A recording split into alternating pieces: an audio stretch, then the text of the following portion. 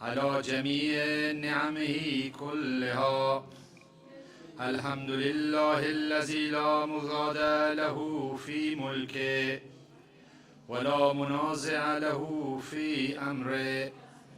الحمد لله الذي لا شريك له في خلقه ولا شبيه له في عظمته. الحمد لله الفاشي في خلقه أمره وحمده، الظاهر بالكرم مجده، الباسط بالجود يده، الذي لا تنقص خزائنه ولا تزيده كثرة العطاء إلى جودا وكرما. إنه هو العزيز الوهاب. اللهم إني أسألك قليلا من كثير مع حاجة به إليه عظيما، وغناك عنه قديم وهو عندي كثير، وهو عليك سهل يسير. اللهم إن عفوك عن ذنبي وتجاوزك عن خطيئتي وسفحك عن ظلمي وسترك على قبيح عملي وهلمك عن كثير جرمي عندما كان من خطئي وعمدي. أطمعني في أن أسألك ما لا أستوجبه منك، الذي رزقتني من رحمتك وأريتني من قدرتك وعرفتني من إجابتك، فصرت أدعوك آمنا وأسألك مستانسا، لا خائفا ولا وجلا، مدلا عليك فيما قصدت فيه إليك. فإن أبتعني عتبت بجهلي عليك، ولعل الذي أبتعني هو خير لي لعلمك بعاقبة الأمور. فلم أر مولا كريما أصبر على عبد لئيم منك علي. يا رب إنك تدعوني فأولي عنك، وتتحبب إلي فأتبغض إليك، وتتدب إلي فلا أقبل منك. كأن لي تتول عليك، فلم يمنعك ذلك من رحمة لي والإحسان إلي وتفضل علي بجودك وكرمك. فارحم عبدك الجاهل وجد عليه بفضل إحسانك، إنك جواد كريم. الحمد لله مالك الملك مجري الفلك مسخر الرياح فالق الإصباح ديان الدين رب العالمين. الحمد لله على حلمه بعد علمه، والحمد لله على عفوه بعد قدرته، والحمد لله على طول أناته في غضبه، وهو قادر على ما يريد. الحمد لله خالق الخلق باسط الرزق فالق الإصباح ذي الجلال والإكرام والفضل والإنعام، الذي بعد فلا يرى وقرب فشاهد النجوى تبارك وتعالى. الحمد لله الذي ليس له منازع يعادله ولا شبيه يشاكله ولا زهير يعاضده. قهر بعزته الأعزاء وتواضع لعظمة العظماء، فبلغ بقدرته ما يشاء. الحمد لله الذي يجيبني حين أناديه ويستر علي كل عورة وأنا أعصيه ويعظم النعمة علي فلا أجازي. فكم من موهبة هنية قد أعطاني وعزيمة مخوفة قد كفاني وبهجة مونقد قد أراني. فأثني عليه عامدا واشكروا مسبحا. الحمد لله الذي لا يهتك حجابه ولا يغلق بابه ولا يرد سائله ولا يخيب آمله.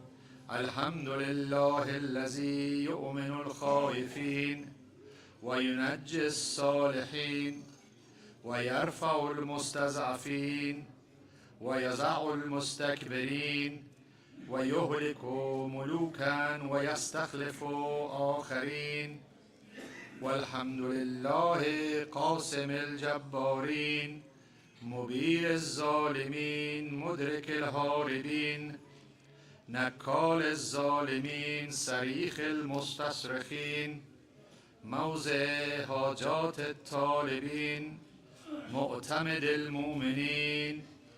الحمد لله الذي من خشية ترعد السماء وسكانها وترجف الأرض وأمارها وتموج البحار ومن يسبح في غمراتها. الحمد لله الذي هدانا لهذا وما كنا لنهتدي لولا أن هدانا الله. الحمد لله الذي يخلق ولم يخلق ويرزق ولا يرزق ويطعم ولا يطعم ويميت الأحياء ويحيي الموتى وهو حي لا يموت بيده الخير وهو على كل شيء قدير. اللهم صل على محمد وآل محمد. So next time radio can pop your to center. Okay.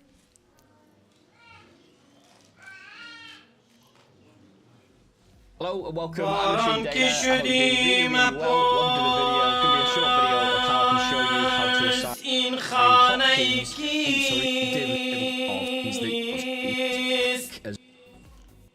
So when you press it, it will enable this. And we need to go into hotkeys. You can just pay preview mode. Control Shift P, Control Shift P. There you go. I've got the same hotkey to enable it and disable it. Now when I press it again, it disables preview mode. That's باران که شدی پیاله هاران شما جام و قده و کاسه و پیمان یکیست. باران تو که از پیش خدا می آیی توضیح بده عاقل و فرزان یکیست. بر درگه او چون که بیفتن بخاک شیر و شتر و پلنگ و پروان یکیست. با سوره دل اگر خدا را خواندی حمد و فلق و نعره مستان یکیست. این بی خردان خویش خدا می دانند این اینجا سند و قصه و افسانه یکیست، از قدرت حق هرچه گرفتن بکار، در خلقت حق رستم و موریان یکیست. گر درک کنی خودت خدا را بینی، درکش نکنی کعبه و بتخانه یکیست. صلوات.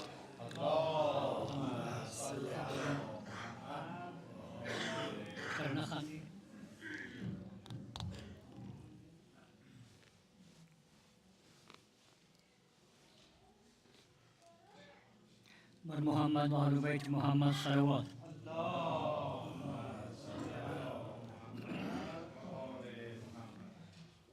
اللهم صل على محمد عبدك ورسولك وأمينك وسفيك وحبيبك وخيرتك من خلقك وحافظ سرك ومبلغ رسالاتك، أفضل وأحسن وأجمل وأكمل وأزكى وأنمى وأطيب وأطهر وأسنى، وأكثر ما صليت وباركت وترحمت وتحننت وسلمت على أحد من عبادك وأنبيائك ورسلك وصفوتك وأهل الكرامة عليك من خلقك. اللهم وصل على علي أمير المؤمنين ووسيل رسول رب العالمين، عبدك ووليك وأخي رسولك وحجتك على خلقك وآيتك الكبرى والنبي العظيم. وصل على الصديقة الطاهرة فاطمة سيدة نساء العالمين. وصل على سبتي الرحمة وإمامي الهدى الحسن والحسين سيدي شباب أهل الجنة. وصل على أئمة المسلمين علي بن الحسين ومحمد بن علي وجعفر بن محمد وموسى بن جعفر وعلي بن موسى ومحمد بن علي وعلي بن محمد والحسن بن علي والخلفاء الهادي المهدي.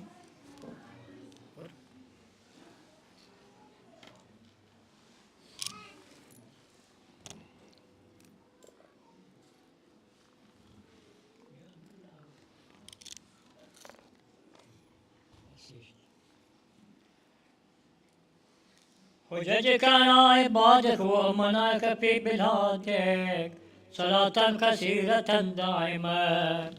اللهم صل على ولي أمرك القائم المؤمل والعدل المنتظر وحفه بملائكتك المقربين وأيده بروح القدس يا رب العالمين.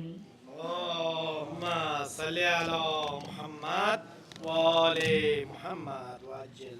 اللهم اجعله الداعي إلى كتابك والقائم بدينك، استخلفه في الأرض كما استخلفت الذين من قبله، مكن له دينه الذي ارتزيته له، أبدله من بعد خوفه أمنا، يعبدك لا يشرك بك شيئا.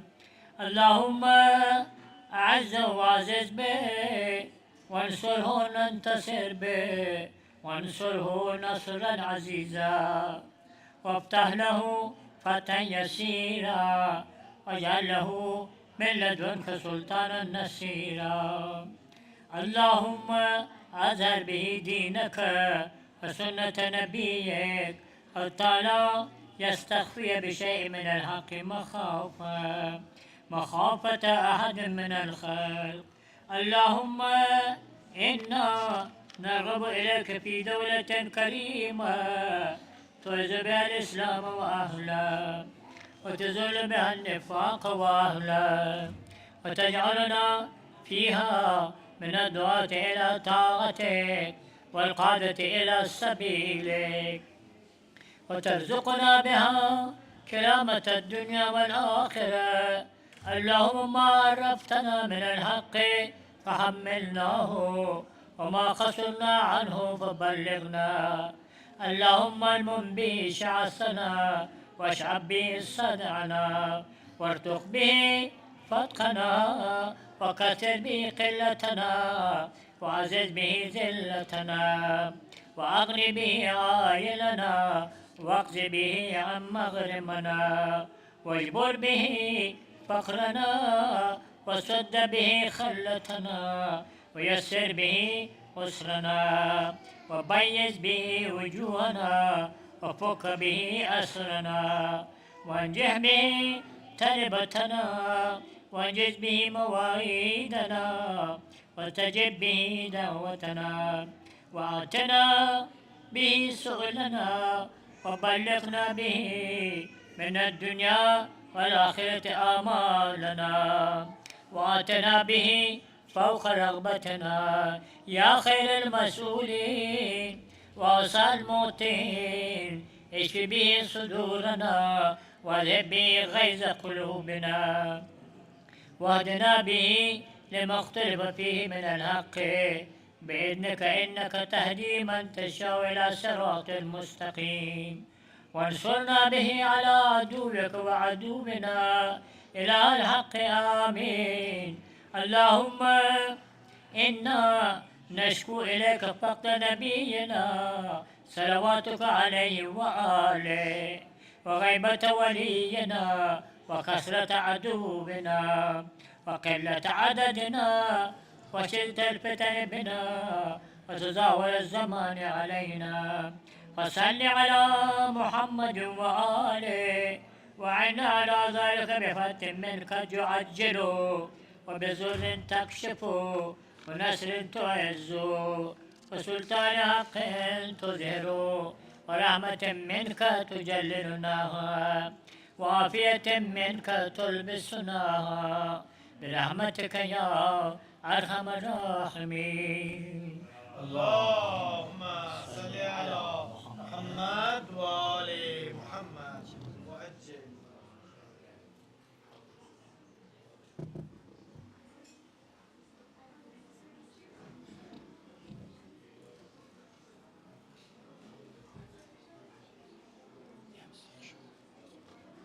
صلوات على محمد وآل محمد. اللهم صل على محمد وآل محمد. بسم الله الرحمن الرحيم. السلام عليكم ورحمة الله وبركاته. As usual, we are grateful to Allah subhanahu wa ta'ala for giving us the tawfiq to fast on this month. May Allah subhanahu wa ta'ala accept all your prayers and efforts, inshallah. Our month of Ramadan programs will continue through the end of month of Ramadan, about an hour before iftar, with recitation of Quran. If you have time, please join the Quran recitation. There's no advanced readers or beginners. Wherever you are, you can participate in this recitation.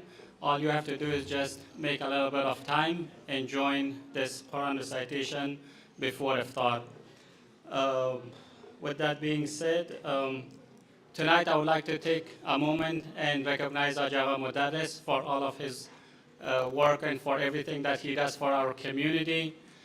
We all know that delivering a speech every night for an hour, 45 minutes or an hour is not easy. It requires a lot of research, a lot of time. So we are grateful to Ajaba Modares for word of wisdom, for sharing your knowledge with us. May Allah subhanahu wa ta'ala give you all the success, inshallah. For the health of Ajaba Modares, his immediate and extended families, please recite a salawat. Allahumma salli ala Muhammad wa ali Muhammad. I know Shircha is not here yet, but let's hear a loud salawat, my brothers and sisters. Allahumma salli ala Muhammad wa ali Muhammad. Alhamdulillah, Shircha is here. Now everybody is going to wake up.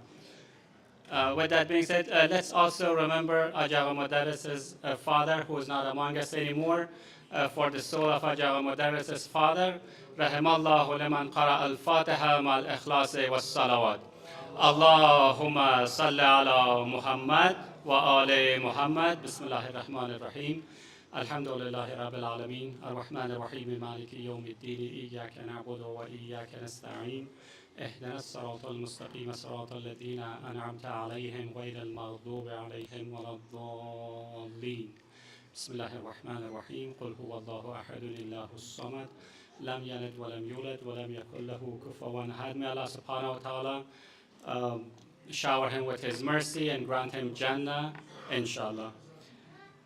With that being said, Ajah Modares has started a topic of Prophet Ibrahim, a one-man nation, and tonight Ajah Modares will continue on part 7 and elaborate on that as well. But before that, Brother Ziamil is not among us tonight. Please see Brother Said Razak and make sure that you're up to date with your monthly pledges. And if you can do a little more this month, because we're here every night, our expenses go up, that would be greatly appreciated. Now I welcome Ajah Modares to Manbar. For the health of yourself and Ajah Modares, please recite aloud salawat. Allahumma salli ala Muhammad wa ali Muhammad.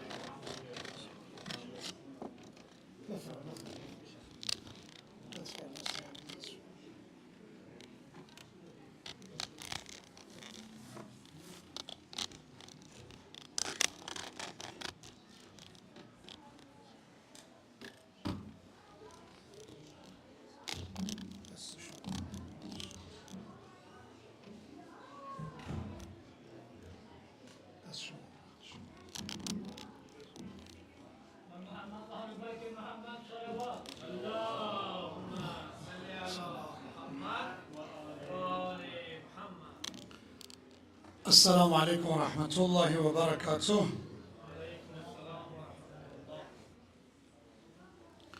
For the honor of our beloved Prophet and his immaculate progeny Ahlul Bayt, recite a salawat ala Muhammad wa ali Muhammad.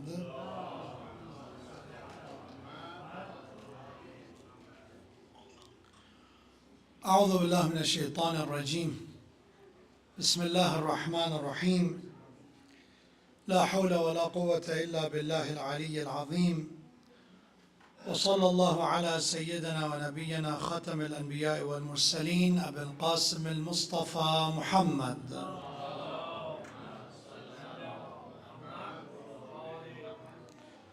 وعلى أهل بيته الطيبين الطاهرين المعصومين المكرمين، سيما بقية الله في السماوات والأرضين، واللعن الدائم على أعدائهم أعداء الله أجمعين من الآن إلى لقاء يوم الدين. قال الله تبارك وتعالى في القرآن الكريم: إذ قال لأبيه وقومه ما تعبدون قالوا نعبد أصناما فنظل لها عاكفين قال هل يسمعونكم إذ تدعون أو ينفعونكم أو يضرون. صدق الله العلي العظيم. May Allah subhanahu wa ta'ala accept our fast, our prayers, our supplication, and our efforts in this blessed month of Ramadan, and forgive us and bless us with His mercy in this sacred month. And may Allah subhanahu wa ta'ala give us the tawfiq of completion of this month of Rahmah with ikhlas, and inshallah with ultimately finding salvation and success in our journey toward the hereafter and toward the return to our Creator with the salawat ala Muhammad wa ali Muhammad.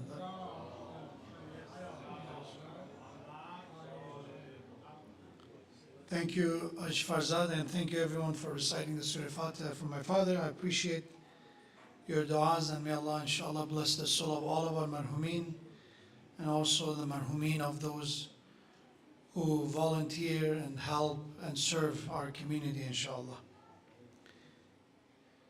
We we're discussing the story of Ibrahim alayhi salam through the verses of Surah Maryam, salamullahi alayha.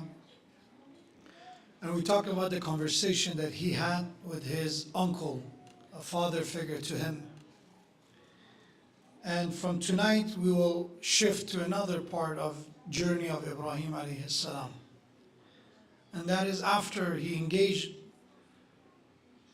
and initiated that conversation with his uncle, he then came to his tribe, his people, and did his best to guide them, to warn them, to advise them. And this also follows the way of our Prophet. When our Prophet Muhammad sallallahu alayhi wa sallam, when he was appointed as a messenger of God at the age of 40, the first command of Allah subhanahu wa ta'ala to our Prophet was وَأَنذِرْ عَشِيرَتَكَ الْأَقْرَبِينَ. You first begin with your close relatives, your immediate family members. And then once our Prophet propagated and promoted and shared his message, the message of God, with his own relatives, and majority of them rejected. Many of them turned away. Exceptions like Ali ibn Abi Talib were the one who accepted and believed. Anyone else, including his uncles, were among those who rejected and did not even let him finish his words and his conversation. So later on, then Allah subhanahu wa ta'ala said to the Prophet, now make your message public. Now talk to everyone. So Ibrahim alayhi salam first began with his family, began with his uncle, because again, the concept and the story as it was is that his own father was not in the picture, he was an orphan, his uncle was the one who raised him. And then eventually after the conversation he had with his uncle, he came to his people. And now we are shifting from Surah Qasas to Surah Ash-Shu'ara. And these are from verse 69 onward in Surah Ash-Shu'ara, when Allah subhanahu wa ta'ala said, وَاتْلُ عَلَيْهِمْ نَبَأَ Ibrahim. So remember that the story of Ibrahim alayhi salam, similar to many other prophets of God, is not in one chapter of the Quran. They are part of the story in many chapters, across multiple chapters. And here, Allah subhanahu wa ta'ala said to our Prophet, relate to them the account of Ibrahim. إِذْ قَالَ لِأَبِيهِ وَقَوْمِهِ مَا تَعْبُدُونَ. Now, Ibrahim is not only talking to his uncle, a father figure, now he's talking to his own people. When he said to his uncle and his people, what is that you are worshipping? قَالُوا نَعْبُدُ أَصْنَامًا فَنَظَلُّ لَهَا عَاكِفِينَ. There are very intricate details in these words of Ibrahim alayhi salam that could benefit us a lot. And I want you to please pay attention. When Ibrahim is engaging with his people, with his tribe, he started asking a question. He's asking, what are you worshiping? What are you praying to? He doesn't jump to conclusion. He doesn't tell them what they believe in. He actually asks them, what do you believe? What's your faith? What's your way of worship? Rather than just starting attacking them and their belief, he wants them to start speaking. And this is necessary when we engage in a dialogue with anyone. When we want to talk to somebody who's Muslim from different school of thought, who is a people of the book, an atheist, an agnostic. First, we need to know what they actually believe in, if we have the knowledge to engage in that dialogue. Because in some cases, we don't have the knowledge. So we will be just an audience and listening to what they have to say. But if there is going to be a conversation, a dialogue, then it's necessary to listen.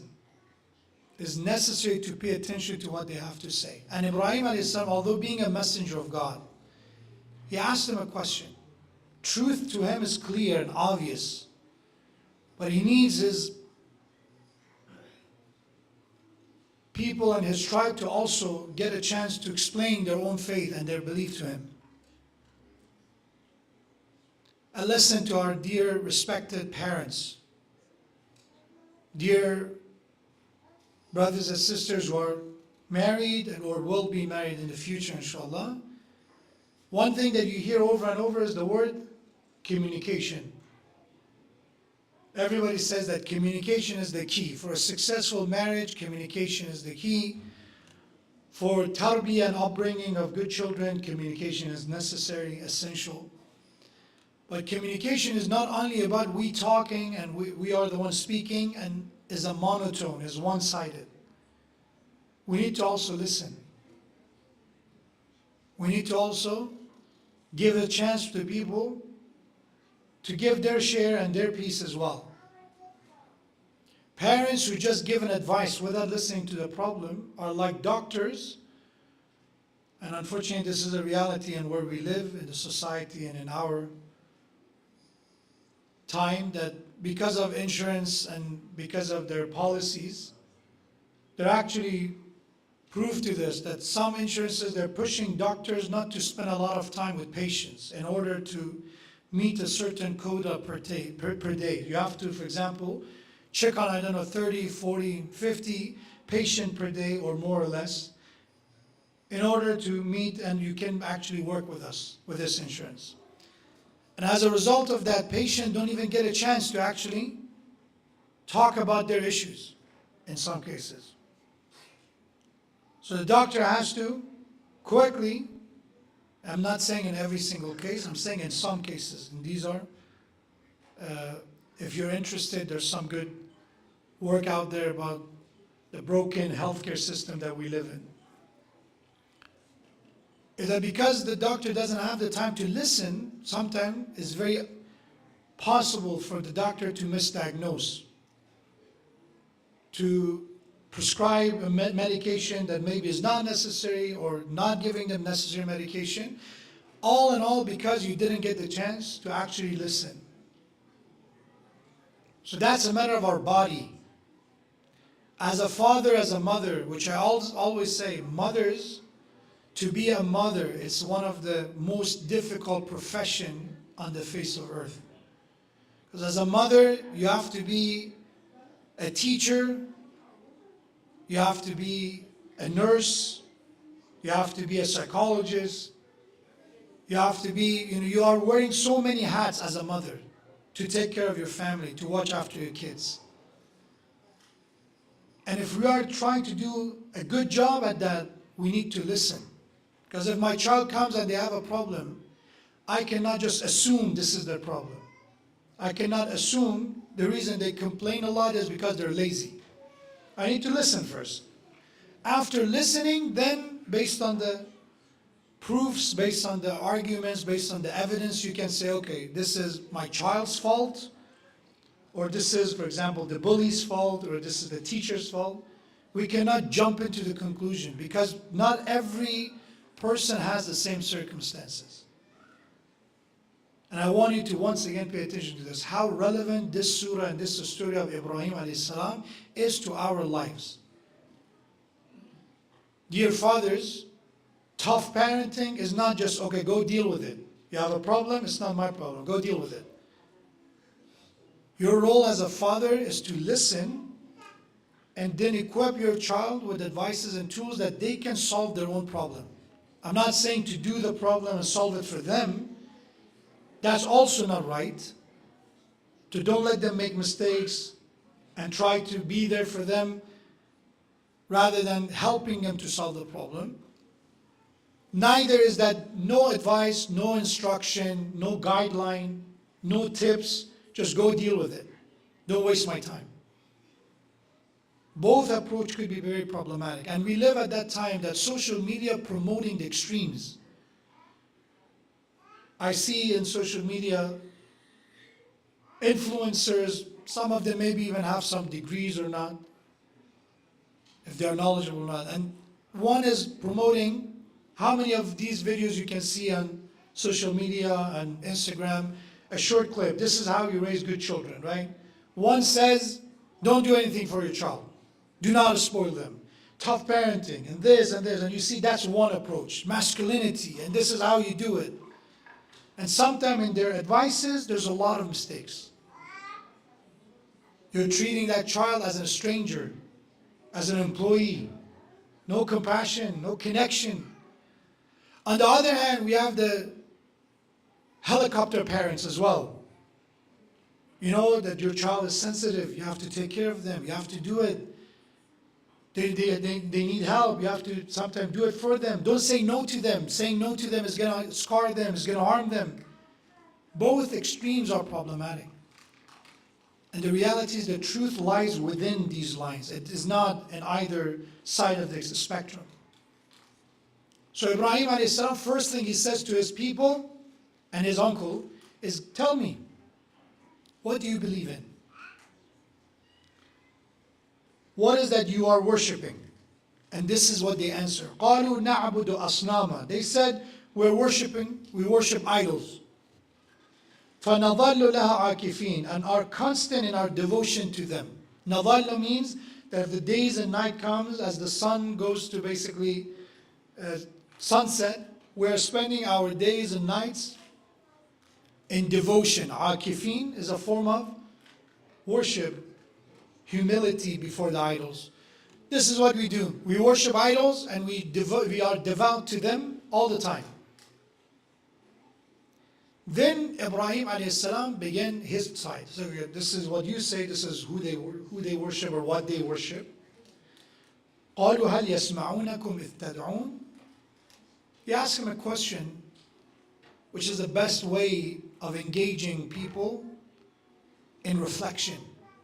Asking the right question. He asked them, do they hear these idols? Do they hear you when you call them? أَوْ يَنْفَعُونَكُمْ أَوْ يَضُرُّونَ. These idols, do they bring you any benefit or cause you any harm?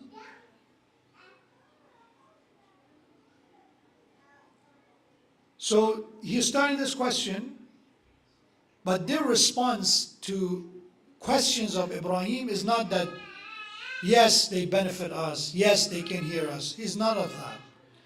Because to even people of that time, it's clear that these idols that I carved with my own hand, that I purchased with my own hand, that if it drops, it breaks, it cannot protect itself. How is it going to protect me? It's been said about Abadar, that one of the early days that he still was not a Muslim, when he was a child, he was asked to deliver food for idols. He was a child. So we have that he carried milk and dates and whatever was the offering to the idol. This is from the time of Abadar, before he accepted Islam, before the mid-prophet. This is when he was a child. He was ordered to go and put these in front of the idol. And he comes and he leaves them with the idols. But he goes in a corner and hides. He hides himself. As a child, he's curious how these big idols are going to drink the milk. And they're going to have these food. So said when he was standing, he tried a few times. Being there, nothing happens. Okay, maybe they're shy. Maybe they don't want to show themselves to me. He go and hides. And he waits for hours and hours, until after a while an animal comes, a fox. A fox comes and starts drinking the milk. And after being done, also defecate in the same place and walks away. And as a child, this is a story he says, at that moment I know that they cannot be a God or a Lord or anyone. They cannot protect themselves against an animal. How they can protect me or help any of us? So Ibrahim a.s. is asking them, these idols, can they help you? Can they protect you? Can they hear you? And because they don't have a proper response, what they say is, قالوا, This is the answer. بَلْ وَجَدْنَا آبَاءَنَا كَذَلِكَ يَفْعَلُونَ. They say, indeed, we found our fathers doing likewise. This is the way of our fathers. So this is their defense. There's no logic, there's no explanation. What we refer to the ways of our fathers, we refer to them as customs. Culture also rooted in customs as well. This is what we're used to. This is what we learn. This is for generations we've been doing. We don't think that much about what it means. We just do it. And this is one of those answers that mushrikeen of the time of Prophet gave that same answers to him. Thousands of years apart, Ibrahim and Prophet Muhammad sallallahu alaihi wasallam,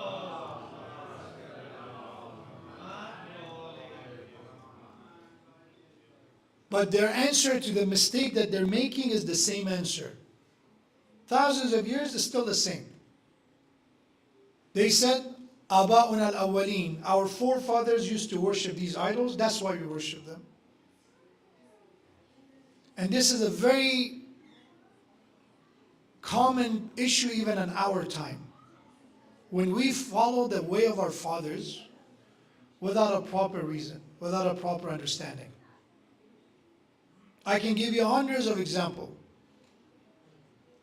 that why people do things that they are causing them extreme hardship for no reason. Weddings that we have to put ourselves in debt. We borrow money to have a wedding.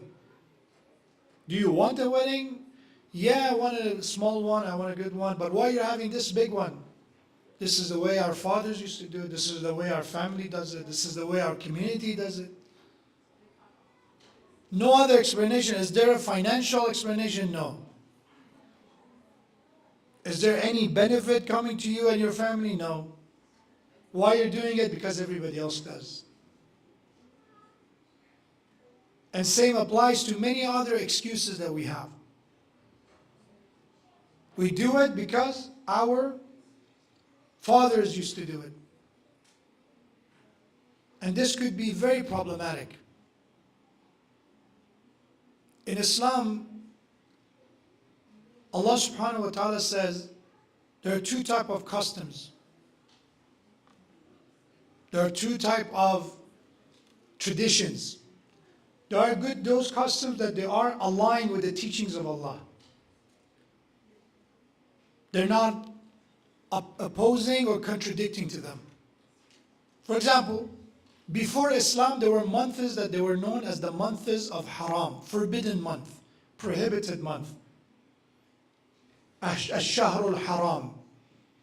Meaning that Arabs of the time, even those who were idol worshippers, polytheists, mushrik, when it comes to these months, they were considered a sacred month. Including Muharram, among those months. And also we have Rajab, and then we have the Hijjah. These are the sacred months. Meaning that even Arabs of the time who didn't believe in God, they will not engage in war, they will not engage in violence in these months. When Islam came and said, this is not a bad tradition, we're going to continue this. We have these months of haram. Allah supported that. Arabs of the time used to consider vicinity of Kaaba to be sacred, even the idol worshippers. To the point that if somebody would see someone who had a fight with or they had some issue with, if they would see them next to the Kaaba, they would not engage in fighting with them. This is a sacred place. Masjid al-Haram, right? A sacred mosque. Islam kept it. And many other traditions, that they were good traditions. It was not that Islam says any tradition is bad or all the cultural practices are bad. There are some that they're good, we're going to keep them because they're aligned with the teachings of Allah. They're aligned with the purpose of our existence. And then on the other hand, we have practices who are against the teachings, against the principles of God. For example, Allah subhanahu wa ta'ala said, بِأَيِّ ذَنْبٍ قُتِلَتْ وَإِذَا الصُّحُفُ نُشِرَتْ. when people had daughters, especially if the first one was a girl, they would bury their daughters alive. And Islam came and said, I don't care for how many generations you've been practicing this is not acceptable. We're going to put an end to this. There are other Jahiliyyah practices of the time. This is just one of them. And Islam said, no, we cannot continue this. This is forbidden. This is haram. And I want you to think about, because Nowruz, the beginning of the New Year, the solar New Year, was just a few days ago. And we always engage in this conversation. That those, always I'm referring to the people who are haram police to everything, mashallah. So celebrating Nowruz is haram.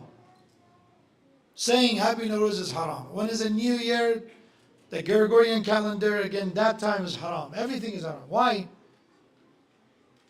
Because this is not the way, this is not a tradition, this is not a celebration that was approved or was promoted by Islam.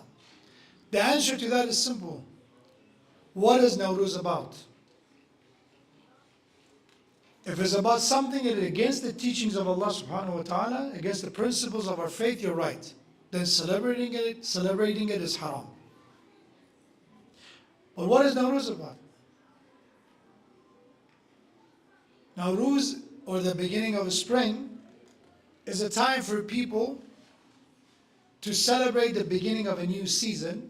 And how they celebrate with, number one, cleaning the house, going and visiting the family and relatives and elders,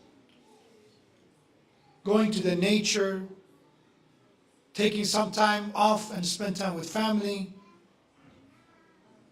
If this is what you do, which part of it is against the teachings of Allah? Same as with the beginning of a Gregorian calendar, 2024. What people do at the 2024? Yes, there's a countdown and people count and shout. But once in the start, what are you going to do? It's a time off, you spend time with family. What are you going to do in New Year? If it's drinking, yes, it's haram. It doesn't matter what you call it. It could be in the middle of Ramadan, the time doesn't matter. It's haram. The action could make Eid al-Fitr haram. Eid al-Fitr, which is a day of festivity of Islam. If somebody drinks in it, it's haram. So that's not about the time, it's about the action. So if the action you do and you celebrate are not haram, why there should be any problem? And lastly, no one claims that these celebrations are religious. No one said, okay, you must celebrate Nowruz because it's wajib. Nobody says that. The same way we celebrate birthdays and anniversaries and so many other excuses to celebrate this another time. Just knowing that, asking the question, when it comes to religion, what's the source of that? For example, as a followers of School Ahlul Bayt, why we prostrate to turban? My father does it. Oh, see, you're following the way of the people of Ibrahim. No, we have an answer. If I don't know the answer, it doesn't make it non-existent. The reason we prostrate on turban is because it's made out of clay, made out of dirt, soil. In our teachings, in our fiqh, it's been required that we must prostrate on something that has come from the earth. We cannot prostrate on synthetic, man-made. We can't. That's according to our fiqh. That's why we don't prostrate on carpet. They were non-existent. This is a tradition that left from us from the time of the Prophet and his family, Ahlul Bayt alayhim salam.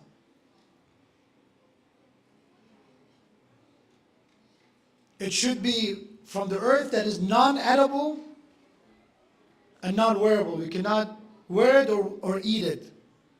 Dirt is one of them. It could be grass, it could be sand, it could be a leaf, anything that is from the earth, natural, that is not edible and wearable, we can prostrate on. Why this turban specifically? This is a convenient thing to carry. This is something that we can do it. We live at the time that wherever you go, we are surrounded by synthetic matters all the time. Carpets and rugs and everything. This is something we carry. Why the dirt and the turbat of Imam Hussein alayhi salam? Again, we have tradition that Salama is the one narrating, and is existing not only in the Shia books, in other books also this hadith is present. You can find it. My topic is not that, so I'm not going to spend a lot of time on it. Salama said, I came in the middle of the night and I find the Prophet of God crying. And I asked him, Ya Rasulullah, what happened? He said, Jibreel just told me about what will happen to my son Hussein. What will happen, O Messenger of God? Rasulullah, give her a brief story that the Karbala, the injustices, the oppression, the dhulm that Imam Hussein will go through. And he was crying. And Salama says that I saw there was some dirt, some soil with him. And فَقَبَّلَهُ, the term in the hadith is that he kissed it. Prophet of God kissed it. Ask Rasulullah, what is this? It's okay, let him be. I asked him, what is it? Prophet said, I asked Jibreel, you told me about this land that my son will be killed, and it's called Karbala. Give me a piece of this land. Now this is Jibreel giving me this. This is the source. You don't like it, you don't want to believe in it, you want to reject it, that's up to you. And you have to be the one answering Allah with your judgment. But it's not that I just liked it, I like the shape of this and I picked it up. For us, there's a source, there's a reference. But in the case of Ibrahim alayhi salam, they said we worship idols, we have no reference, our fathers do it. They were doing it, now we follow the way of our fathers. And this could be a source of many problems. In Islam, we have two terms, and these are the key words of tonight's member. Again, a key word for tonight's speech. Hamiyya is one word. It's being translated as vanity. But it's a form of prejudice. Hamiyya. And the second word is ta'assub. Is again related to hamiyya, asabiyya or ta'assub. Again, is for somebody to have this sense of pride, sense of prejudice as well. Allah talks about this concept in the Quran in Surah Al-Fatih, verse 26. Allah said, إِذْ جَعَلَ الَّذِينَ كَفَرُوا فِي قُلُوبِهِمُ الْحَمِيَّةَ حَمِيَّةَ الْجَاهِلِيَّةِ. Allah said, when the faithless nourished bigotry. Hamiyya is being translated as bigotry. I don't think these words do justice to the actual word. Hamiyya, the source of the word, come from hami. Hami means heat. The one who has fever, the concept of fever in Arabic is humma. So something that has the heat. Is being used for somebody that anger takes over their action, that the body temperature start to rise up to a point that they are hot-headed, that they start saying things not based on logic, reason, based on a proper thinking behind it. They just act based on their bigotry. So Allah said the kuffar, the faithless, the non-believers of the time, nourished bigotry in their hearts. Their hearts was filled with this. Hamiyat al-Jahiliyyah, the bigotry of the ignorance era, the Jahiliyyah. Because sometimes you rile up for a right reason. If somebody attacks your family, if somebody comes at you and your child, we need our fight and flight mode to kick in, right? We need the fight mode. I need to stand up. So not every anger is an unjustified anger. Sometimes it's necessary. But there's hamiyat al-jahiliyyah, is unjustified. Is a type of anger that comes from ignorance. That you are stubborn and you are persisting on something that has no reason. You're standing up for something that doesn't matter. Allah said this is what the kuffar nourish in their heart. This constant boiling of anger and bigotry and prejudice. فَأَنزَلَ اللَّهُ سَكِينَتَهُ عَلَى رَسُولِهِ وَعَلَى الْمُؤْمِنِينَ. On the opposite, the believer's heart was filled with tranquility that Allah descended on them. And we have that these verses were revealed after the Treaty of Hudaybiyah, when Prophet signed a treaty with the pagans of Mecca. And eventually they broke that treaty as well. So the excuse of people of Ibrahim is that the reason we don't listen to you, that we don't care what you have to say, is that we are following the way of our fathers. That's it. That's our main excuse. قالوا بل وجدنا آباءنا كذلك يفعلون قال أفرأيتم ما كنتم تعبدون. Ibrahim responded, have you regarded what you have been worshipping? Do you even think about this? Yes, your fathers have been doing this, but how about you? أنتم وآباؤكم الأقدمون. You and your ancestors. Did you even think about it? That maybe this tradition was wrong. You know, I feel sad that we are followers of Islam. But when I hear Jahiliyyah, still there are traces in some conversations. We think that, you know, the bigotry or the ignorance of the people of the past was only for them. But even right now, when Allah subhanahu wa ta'ala gave to some people, still it matters if you have a boy or a girl. Oh, Allah give you a boy, you're lucky. You're blessed. When you have a girl, inshallah, next one will be a boy. As if having a girl is still, like the time of the Prophet, is a bad thing. All the verses of Quran, our Prophet having a daughter like Fatima was not enough to change the core of some people. Why? Because ancestors taught them that way. Their fathers and forefathers and grandparents taught them that way. And now, in year 2024, people still say these words. They pay their condolences to some people. And they are bragging, or they're filled with pride. Alhamdulillah, you know, I have boys.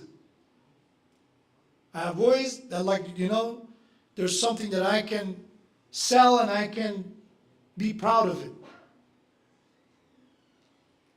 Where is the source of that?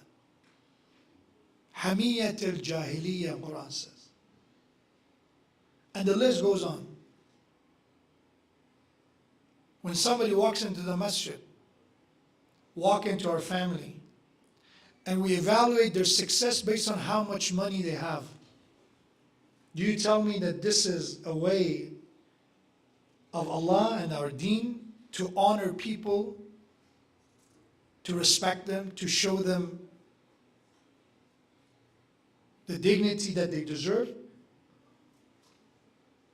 At the time of Prophet, what was one of the biggest problem of kuffar with our Prophet? That why Allah chose an orphan from Bani Hashim? Why not Abu Sufyan? Why not some rich guy, some wealthy person, some influential, affluent person? They were jealous. They were full of hate. Because to them, the criteria of success was wealth.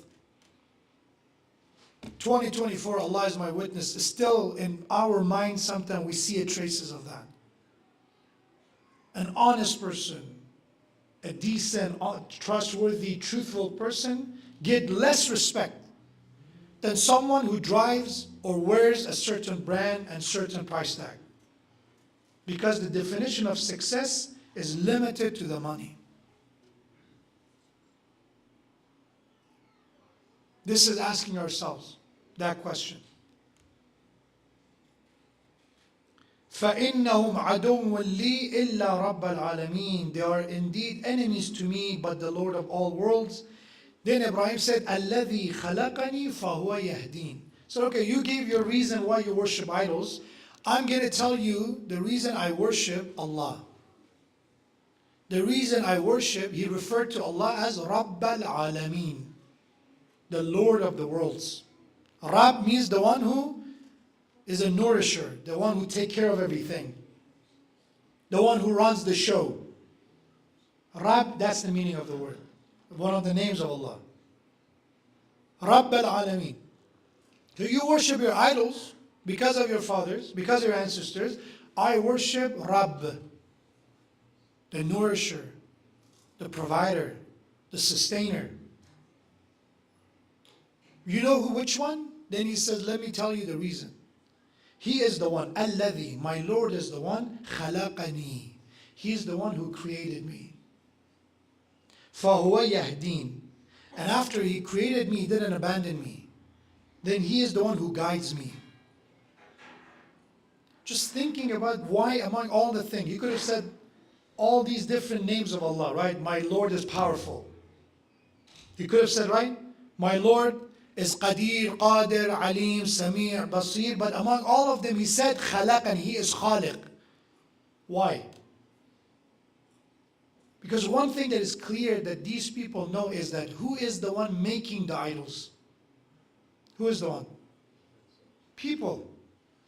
So they are Khaliq of the idols.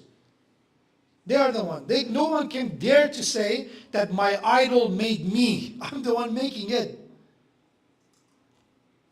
So Ibrahim a.s.'s logic is a concrete and solid logic. So you know who's my Lord? The one who made me. Not the one that I made. He's the one who created me. And this is even till this day one of the most solid argument against the atheism. Because when we say this question about creation, a question we should ask is where we came from. What's the story of my origin? What's the source? Everything comes from somewhere, right? There's a beginning for it. How did I end up here as a human being?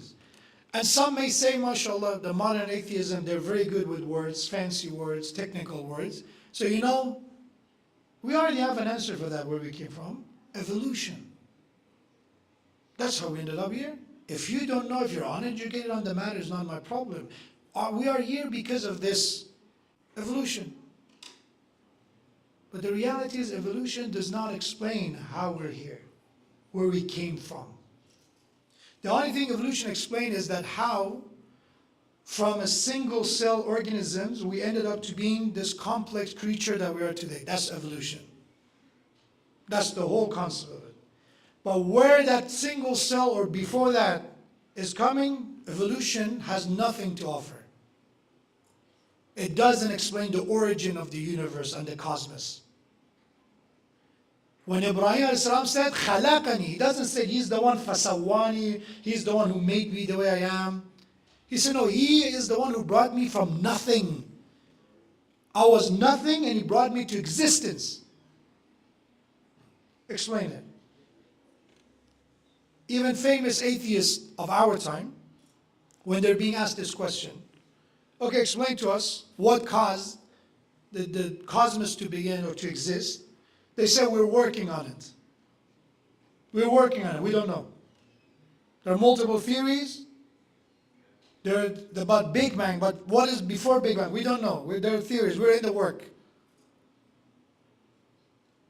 So the khalq and the creation, which means from nothing to existence.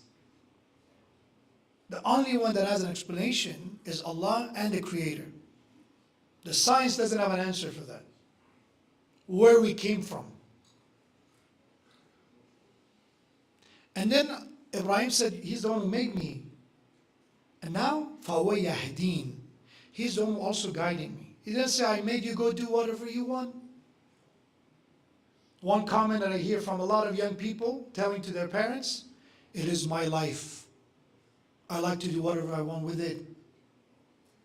It's nobody else's business. Allah says, I made you, I created you, and yes, I gave you free will. You can do whatever you want with that life. But be aware that there is a path, there is a map.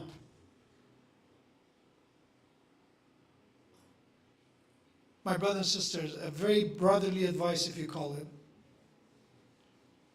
Do not take the path and the future of your life from some video of some guy talking without knowing what they're talking about.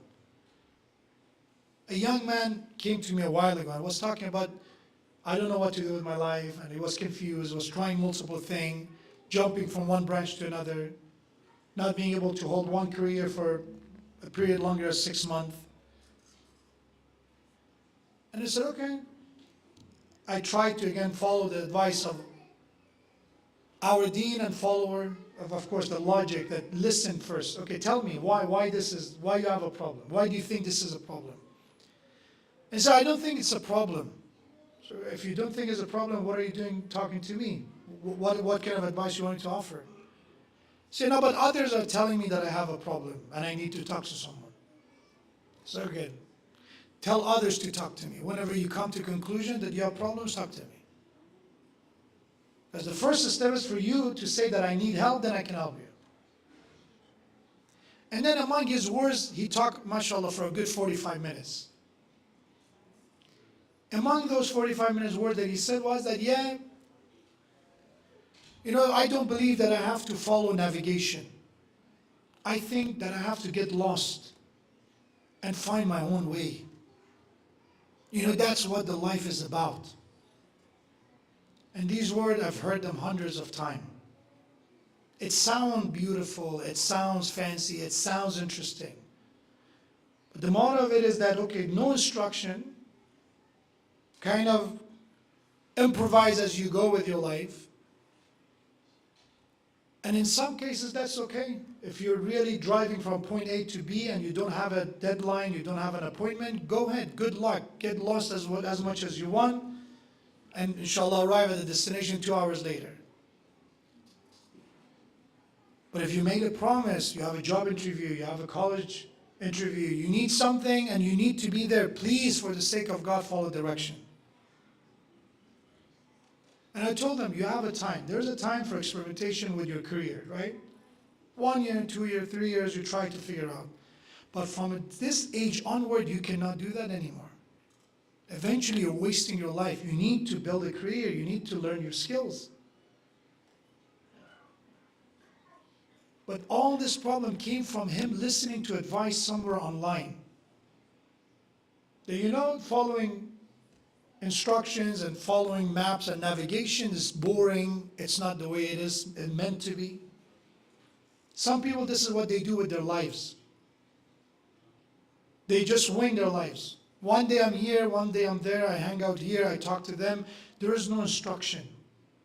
And Ibrahim a.s. said, the one who created me, give me a purpose. This question that who I am, what I am, and what's the point of my existence has been helped, has been provided. You get some guideline to figure out who you are. Otherwise, this state of delusion, state of confusion will destroy us from within. This is the logic of Ibrahim. My Lord is the one who created me, and He is the one who guides me. He continues by saying, وَالَّذِي هُوَ يُطْعِمُنِي وَيَسْقِينِ. He's the one that provides me with food and drink. Because your idols, you make offering to them. But my Lord, He is the one providing for me. He is not in need of me. I am in need of Him. That's why when we do Qurbani in Eid al-Adha, there's an ayah in the Quran that some people assume, because mashallah we have that the moment Eid al-Adha comes, people talk that why we do Qurbani, why sacrifice? And then they try to connect it that all religions are alike, there are other people who do sacrifice.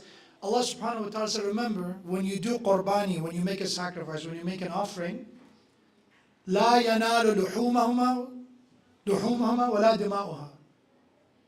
Luhum means the meat and the blood of the sacrifice doesn't reach Allah. The meat and the blood doesn't go to Allah. وَلَكِنْ يَنَالُهُ التَّقْوَى.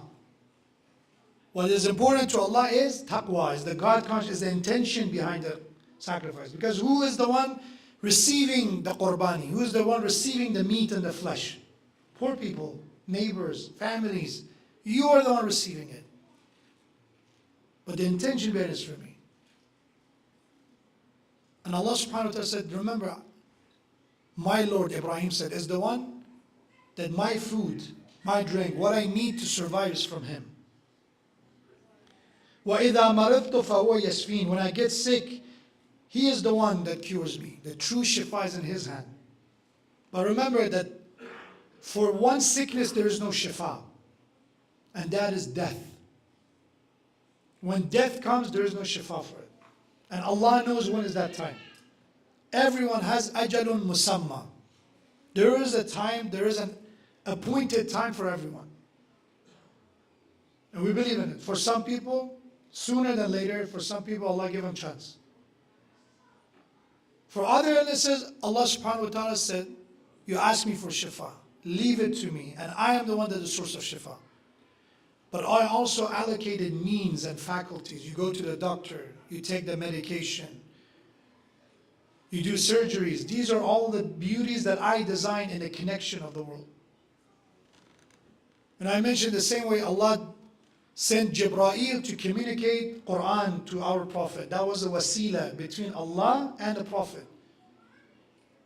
Jibreel was the messenger of wahi, revelation. He would receive revelation and would communicate to Prophet. Shifa of Allah subhanahu wa ta'ala has means as well. As a connection, a middleman. It could be a doctor, it could be, as I said, medicine, whatever that is, the wasila. But ultimate shifa is from Allah. وَالَّذِي يُمِيتُنِي ثُمَّ يُحْيِينِ. My Lord is the one who make me die, and then He is the one who will bring me back to life. That yes, you may say, okay, what kind of shifa is this that I see people who are sick, they pass away and they die? Then the next ayah said, yes, He's the one who takes the soul. But He is the one also takes people to the next life. He gives them another life. He gives them another beginning. The journey of them continues in a different world. This is inshallah for tonight. Jazakumullah khair for your time and attention. The summary, again, remember the key word for tonight to pay attention is hamiyya. Hamiyya, bigotry and prejudice. That when someone follows the path of their ancestors without a proper reasoning, blindly following, especially when that practice is against our principles of faith, against our values, then that principle is more important than any custom, than any culture. But do not reject anything cultural. Remember, culture, Allah does not reject it. If it's against our principles, then there is friction, there is lack of compatibility, then you have to choose one, religion comes. But if there's so much of our cultures that has overlap, they're not against each other. They promote similar values, and that's perfectly fine.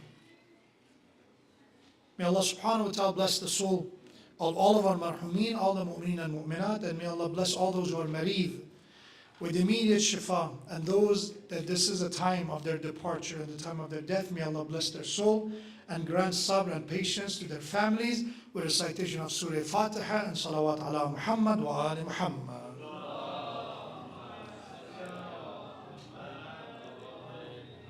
بسم الله الرحمن الرحيم. إياك نعبد وإياك نستعين اهدنا الصراط المستقيم صراط الذين أنعمت عليهم.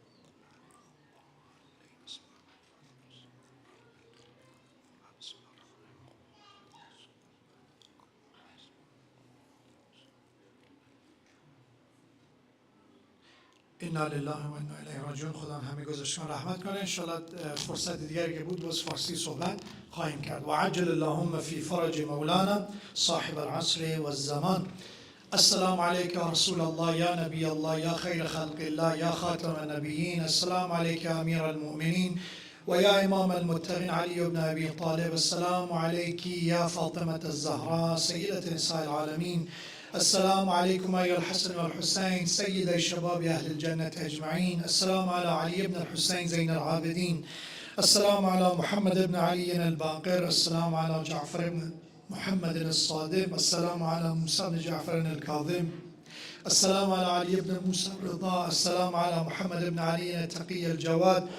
السلام على علي بن محمد الهادي النقي. السلام على حسن بن علي العسكري الزكي. السلام عليك يا صاحب الزمان يا خليفة الرحمن يا إمام الإنس والجان. عجل الله تعالى فرجك وسهل الله تعالى مخرجك وظهورك. السلام عليكم يا أهل بيت النبوة ورحمة الله وبركاته. بسم الله الرحمن الرحيم. إنا أنزلناه في ليلة القدر وما أدراك ما ليلة القدر. ليلة القدر خير من 1000 شهر. تنزل الملائكة والروح فيها بإذن ربهم من كل أمر. سلام هي حتى مطلع الفجر. صدق الله العلي العظيم. وصلى الله على سيدنا محمد وآله الطاهرين.